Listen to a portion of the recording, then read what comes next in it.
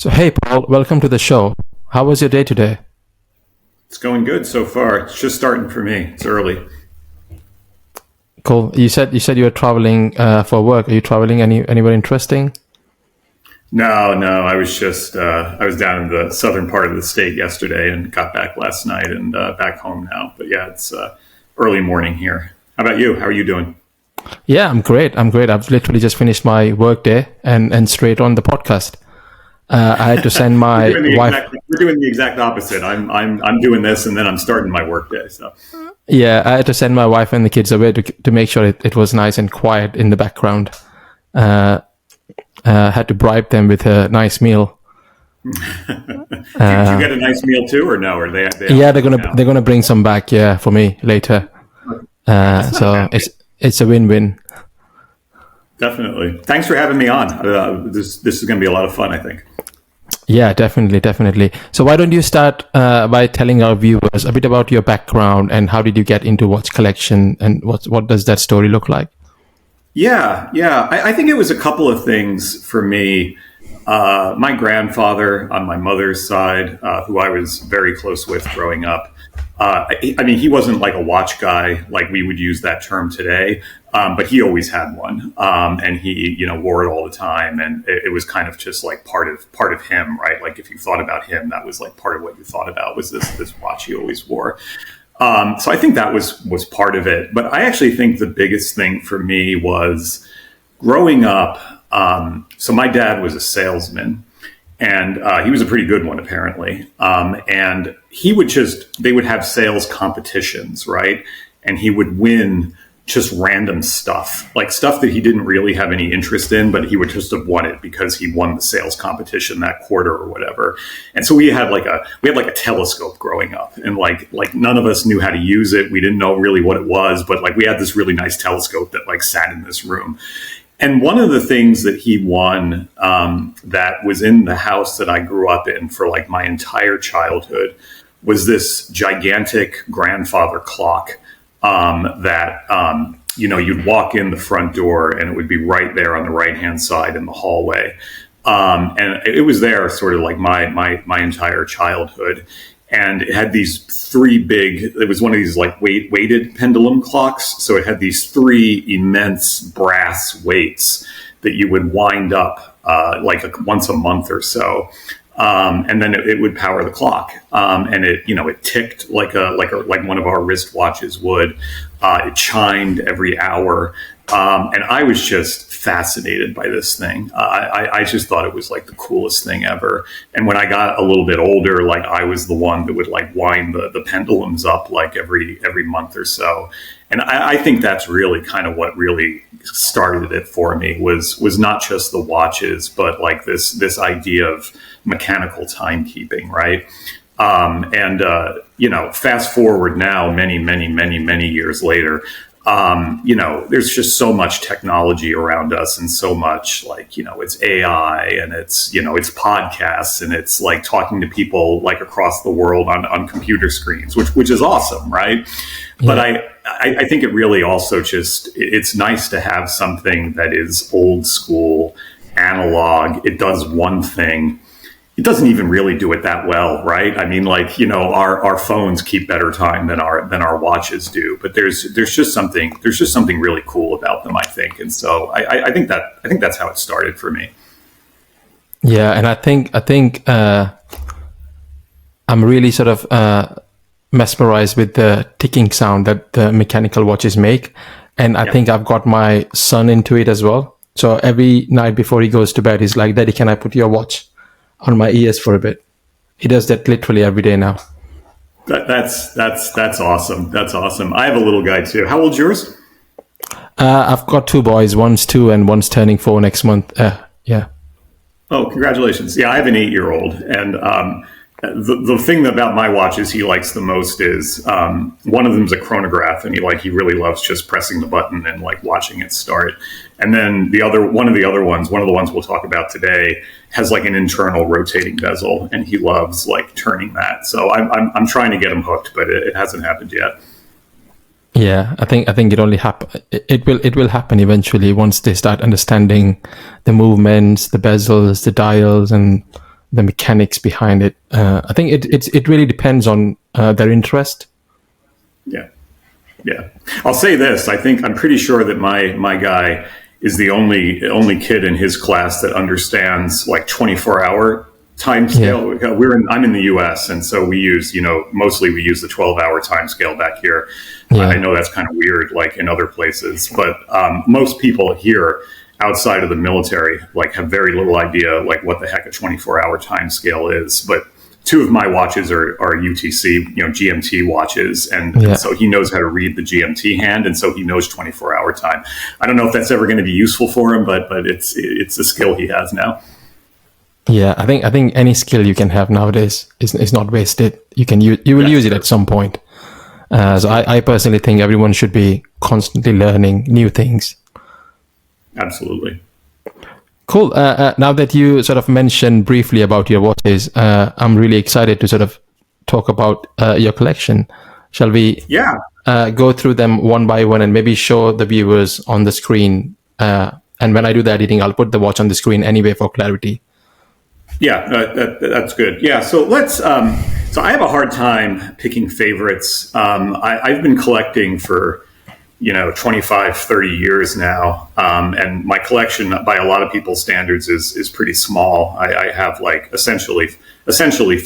I have a couple of others laying around that are older, that I don't really wear, but like essentially 5. But I'll tell you, we'll start with the one I'm wearing now. One of my all-time favorites, probably my all-time favorite, is the Sinn 6096. So I don't know how well you can see that, but you'll flash it up on the screen. So it's a UTC watch, GMT watch, dated 6. It's the one I was talking about before that has the internal rotating bezel. So it has the 12-hour scale here rotates, sapphire back on the back. This watch is just great for me. I think it hits all the, like the kind of watches you wear. I think to some extent, like it reflects like what you do, right? And I'm not a big dive watch guy. I'm not really into sort of like the big sports watches and things. But this one is like just in the right sort of middle ground, right? Between it's kind of sporty, it's got a complication, it's got the GMT feature, it's on a bracelet, right? So it's not like a full on dress watch, but it could really do anything. Like you wear it with a suit, wear it with like jeans and a t-shirt, and it's it's by far probably my most frequently worn watch, and. I don't really think of myself. I think you and I have talked about this, and I know you talked about it. I think on your very first podcast, I think somebody said something similar about like it's not really about being a collector, but it's about being an enthusiast and about like enjoying what you wear and forging stories with it. And so this one I always associate with. I'm a lawyer. And my first argument before the state Supreme Court that I had, I was wearing this watch, and it's I always associate sort of this watch with that experience, and it's just great. It keeps really great time. It's sort of around usually around like +2 or so a day. Really comfortable to wear. Sinn does a great job with their 5-link bracelets. Are really just sort of super. They're like silk on the wrist. You don't even know it's there. So, yeah, I think it's and it's got the GMT function, which I'm a fan of. I do think that we were talking about reading 24-hour time before. I just find that, especially like on a watch that you're wearing all the time, sort of, it's great for tracking another time zone, right? Like my wife is traveling right now, and so I've got it set to the time zone she's in. And, it's great if you are traveling and, and you change it. But even if you just have it set to local time, it's just like, it really gives you like a visual placement, right? To like where you are in the day. You wake up at 6 a.m. and you see that, let's say oh, geez, we're a quarter of the way through the day already, right? It's pretty cool. Yeah. And what's the movement on this watch? It's got an ETA in it. It's a 2893-2. So, I think that's, sort of one of the stock common, traveler GMT movements that ETA makes, which, I know the community sometimes like gets into, is it better to have an in-house movement? Is it better to have like an ETA movement or a Soletta movement? And I think they both have great parts to them. One of the watches we'll talk about today has an an in-house movement, but there's something nice about those ETAs, boy, because they've been around forever. They're solid. You can go anywhere, have any watchmaker work on them. There's like no specialist, sort of skill involved, and they're proven, right? Yeah, definitely. Cool. I really like that watch. I was looking into it when you sent me the names, and I think this one was one of my favorites. Looking at the dial, at the functional and the movement itself. Thanks for. Sinn did a great job with it, and it's especially here in the U.S. Like you're never going to see somebody wearing it. Like even if you go to a watch, like a watch show or like a watch meetup, you're probably going to see Sinns, right? Like they're pretty common, in the community, not outside the community, but within the community they're pretty common, but not these dressier ones. Like you're going to see the U1, you're going to see the U2, the 556, maybe one of their chronographs or something, but I've yet to ever see anyone with this, which I think is pretty cool. Yeah, I think that's one of the things I like about when I choose a watch. I would probably think, will anyone wear this dial? If not, then I'll have it. Anything like different, quirky, that sort of attracts me. And mostly like skeleton kind of dials, where you can see the movement. Cool. Yeah. Cool. Right, the second one? Yeah, let's move on to your second watch. So I'll stick with Sinn for the time being, and this one is the 1746, and this one is a true dress watch. So it's time only. Got the date at 6. No complications. Doesn't even have a second hand. It's transparent. I can't really see it with the. It's got a sapphire back. This one also has an ETA movement on it. This one's the 2892-A2. So another ETA, another common workhouse movement. Super thin. It's got a really nice profile on it. And so this one, the story that I associate with this one, I don't wear this one that much, actually. It's probably the least worn in my collection. That doesn't mean I don't like it, but it is like a full-on dress watch that, you're probably not going to wear to the beach or something. I mean, you could, but it's a Sinn, so it's actually still has like, I think 100 meters water resistant, and it's low pressure resistant. So if you're on a plane and the cockpit blows out and the cabin depressurizes, the crystal stays where it is. So probably never need it, but so it is like a very specific function or purpose for it. So I don't wear it that much, but I got it as when I made partner at my firm probably about 15 years or so ago, and this was kind of the attaboy that I got to commemorate that. So.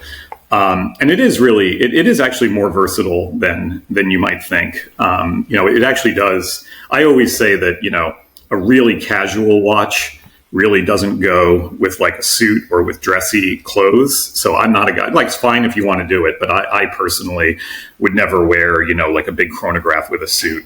But I actually think like a dress watch can work with like jeans and a t-shirt or something. Like there's something about it that sort of, it works one way, but not the other. So yeah, another watch that, that I've never seen in the wild, so to speak. They actually just discontinued it too. They just announced it, I think, earlier this year. They have a different one. I think it's the 1736. I might be wrong on that, but it's smaller. The one thing about this watch that is not like a traditional dress watch is it is a full 42 millimeters on the face, and it's all face. There's no bezel, no nothing. So it does come across as kind of large. It fits my wrist. I think I have a decently sized wrist, but for a dress watch, it's a little big. So I think they've, which I like, right? It's like the one thing about it that isn't, kind of full on traditional dress watch. But yeah, they've discontinued it and they have a smaller version now. But yeah, I really like it. And interestingly, the only watch that I own that non-watch people ever talk about. Yeah, I don't know what it is. I don't know if it's because it's the big all white face that, just attracts attention or whatever, but I've gotten a couple of comments on it over the years from non-watch people, which has never happened with any of my other watches. Yeah, and I think like you said, it's a pretty versatile watch. It's got a nice clean dial, and it goes pretty much with any kind of outfit, like you said. Yeah. So I think what it kind of looks like. It kind of looks like a grandfather clock, a little bit. Going back to the story from the beginning, like there's a through line there. Yeah, I do like clean dials, and I'm not personally a huge fan of diver watches, although I'm buying few for the sake of reviewing on my channel. But I don't think I'll probably have any diver watches in my collection except the Omega Seamaster 300, which is like one of my favorites. That's a great one. If you're going to do one, that's a great one. That's a great one to do. Cool. I think those were some great watches that you just shared. Maybe let's move on to your third one. Yeah. So this one we will go a little more mainstream. And speaking of Omega, that's a great segue you did there. This is an Omega Aquaterra. So may not be able to see on the screen, but it's the. I'll flash it on the screen. Yeah. Yeah. It's the dated 3 with the vertical lines, gray in this instance. So, the Aquaterra has an interesting kind of lineage, right? Like it. The first generation had a modified ETA movement in it, the 2500. Omega called it the Caliber 2500, but it was an ETA movement that was kind of like retrofitted for their coaxial escapement that they created. They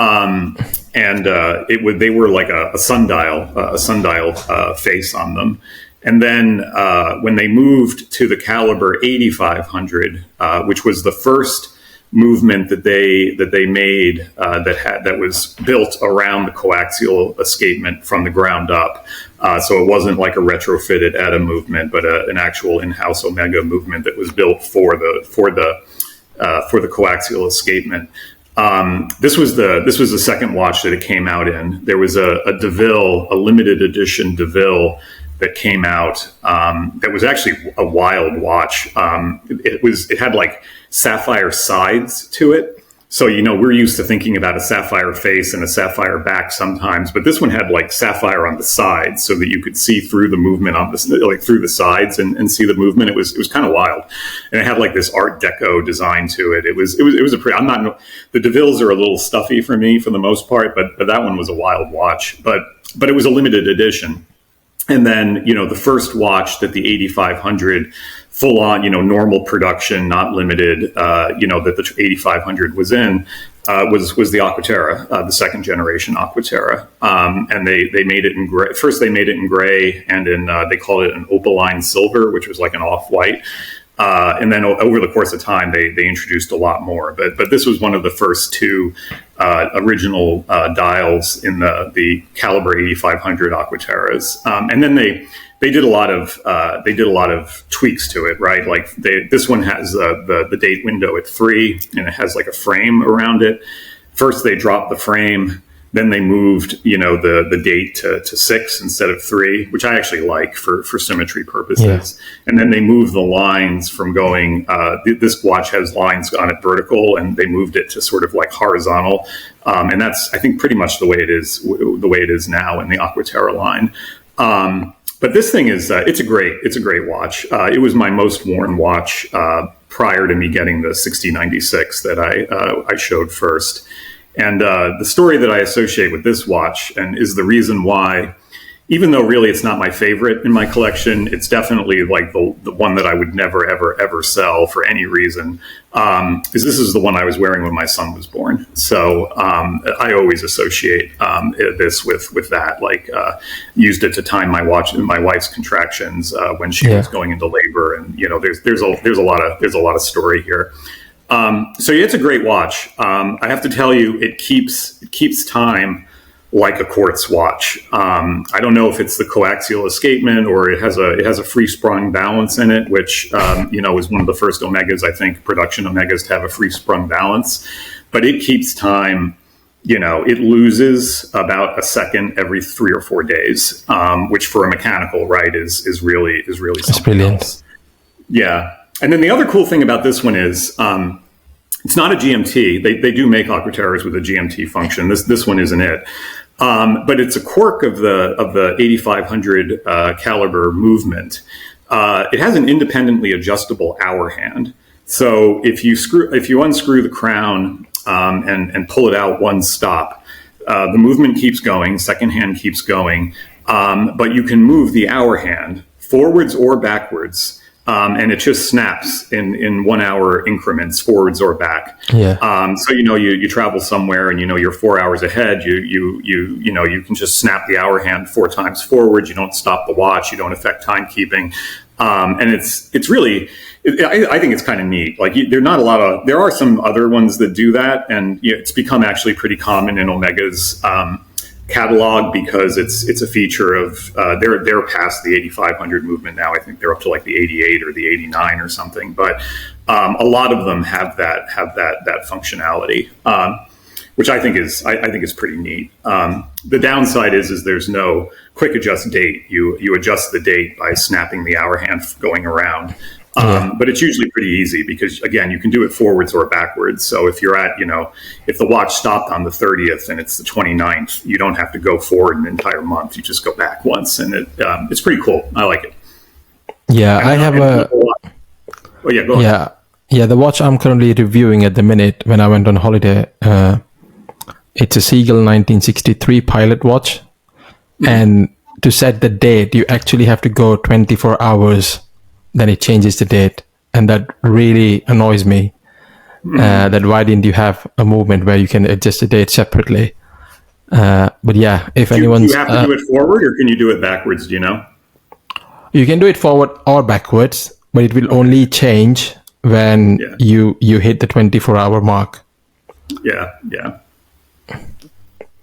So for anyone, it's the exact same way. I wonder if maybe it's got some common lineage in the movement or something. Yeah, it's got a seagull movement.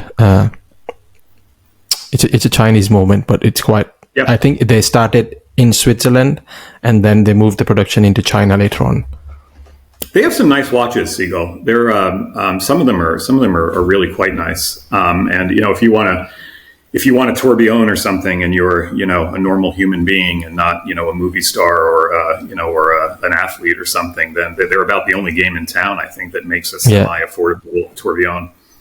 Yeah, definitely. There's one on my wish list to review. Oh, that'd be awesome. Yeah, I'll be looking forward to that. Yeah, and one of the Aquaterra is on my wish list in my personal collection as well, which comes on a rubber strap and it's blue. Mm-hmm. I think they released it. Omega does blue really well. A lot of their blue watches, they are really, really nice. Yeah. Hopefully soon I'll have that in my collection. Well, you need people to subscribe to the channel and click like and drive that viewership up, and you'll be able to get one eventually. Yeah, hopefully. So if you're watching, make sure you subscribe and like and share the video. That's right. Do Senket a favor. Help him get his Aquaterra. Cool. I mean, the main mission of this channel is to sort of help the micro brands. So I think in the upcoming series you will see where I talk to micro brand co-founders and founders. Yeah. And help them market their upcoming products on Kickstarter. And I think that's my main mission, to tell people about the micro brands, make them aware of the micro brands, and just give them the message that you don't really have to spend thousands of dollars on a nice watch. If you can afford one, then fair enough, get a Rolex or Omega or any APN, Patek or whichever big brand. But if you can't afford those, doesn't mean that you can't be an enthusiast or a collector. No, I think that's a hugely important point, I think, because people do, like when they hear watch collecting, I think they think Rolex, they think Patek, they think, Langa, like, other watches that for most people, let's face it, are pretty unattainable. I do decently well for myself, but I would never spend like Langa or Patek money on a watch. It's just too much. But wherever you're at, almost wherever you're at, there's something that's accessible, right? Like Hamilton makes great watches. They're reasonably affordable. Seiko, like the granddaddy of them all, right? Like, first watch manufacturer with like almost complete vertical integration. Like Rolex is famous for that now, but Seiko's been doing it for like decades, right? Yeah. They have watches of every type. Some of them just absolutely stunning, right? Definitely. And many of them sort of very affordable. So yeah, you can do what's comfortable, right? You're 100% right that you don't have to spend thousands. You don't even have to spend hundreds necessarily. It's attainable for most people if you're reasonable about it. Yeah, I think I would personally only spend that kind of money if it was like a unique piece that's worth investing into. Yeah, and it will appreciate the value rather than depreciate the value. That's the only point where I would spend that kind of money on a watch. Otherwise, it's just a thing that goes on the wrist, right, and it tells you the time. Yeah. And the problem there is, right, those are hard to spot. Like sometimes things appreciate that you don't think they will. Sometimes things like, don't appreciate that you think probably would have. So, although Rolex, whatever else you want to say about them, Rolex is a pretty safe bet in that regard. Although even their secondary prices have been tanking lately. So, you never know. Yeah, definitely.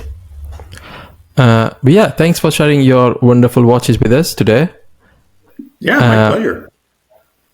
Yeah, and if you want to share a bit about your wish list, what does your collection look like in the next, let's say, 2 years? Yeah, no, that's a good time frame. I go slow with these. So I think the next thing, most likely for me, speaking of Seiko, is going to be a Grand Seiko. I've got 4 German watches, all Sinns. I've got, the Swiss watch covered with Omega. I don't have a Japanese watch, and the Grand Seikos, when you see them in person, they're just stunning. It's just immaculate. I think one of those definitely. A lot of them are a little small for me. They release all of these, really, gorgeous, sort of limited edition dials, like themed around like the seasons and the Japanese mountains, and they're gorgeous. But they're all like, a lot of them are like 36 millimeters and things. And the smallest watch in my collection is 38.5. And I don't think I could go smaller than that. Like, I like it. I wear it pretty frequently. It's the Sinn 356 Pilot Classic, the new ones they came out with last year. But like, I look at it and I do think to myself, that's a little small. It's not too small, but I wouldn't go any, I like right in that 38, 42 sort of range is where I like to be. So, and a lot of the Grand Seikos are south of that, unless you get a diver, but I don't care for their divers much at all. So I have to wait for the right one. I'm not in any rush, but, they really are just the detailing on them, the dials, the movement finishing is all just spectacular. And they're getting it to be a little more expensive, in terms of, the grand scheme of things, but they're still relatively inexpensive when you consider what you're getting. Yeah, I picked up, after I did my first episode with Sachin, and he talked about HMT, I found a HMT from 1976 in India, and I bought that to review, and they only make 35 millimeter watches, and it's amazing how they have fit a mechanical movement in that thin watch, and it still keeps like 25 to 30 hours of power reserve. Oh wow. Yeah, I saw that episode where you guys were talking about those watches. I had never heard of that brand before, but they look really cool. Like a lot of them, and a great story behind them. They were. I learned a lot on that episode that I didn't know before. Yeah, we're definitely planning to do a whole episode on HMT itself. So yeah, hopefully soon. Great. I'll be watching out for it. Cool. And the last point I had is, if someone wanted to start collecting watches as a beginner, what is the one piece of advice that you would give them?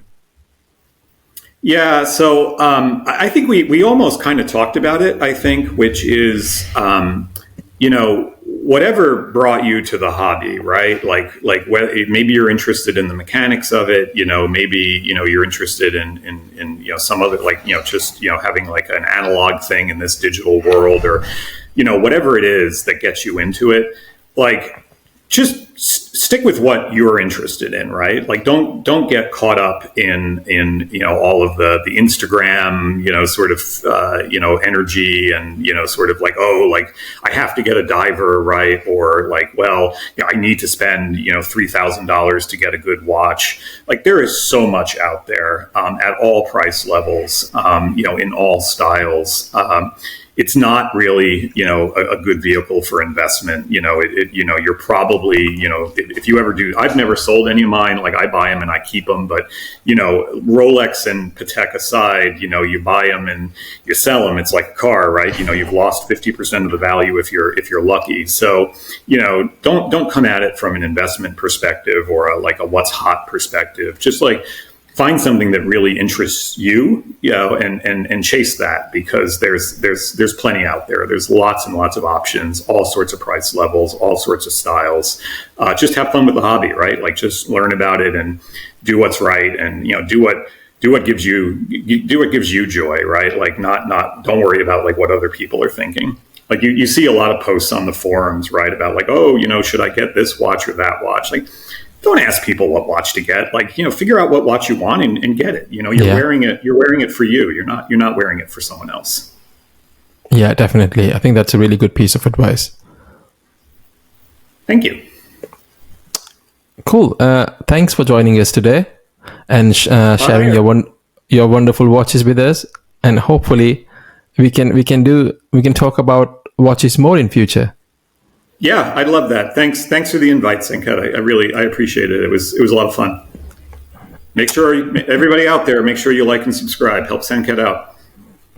Thank you. I appreciate that. Okay. Take care. Take care.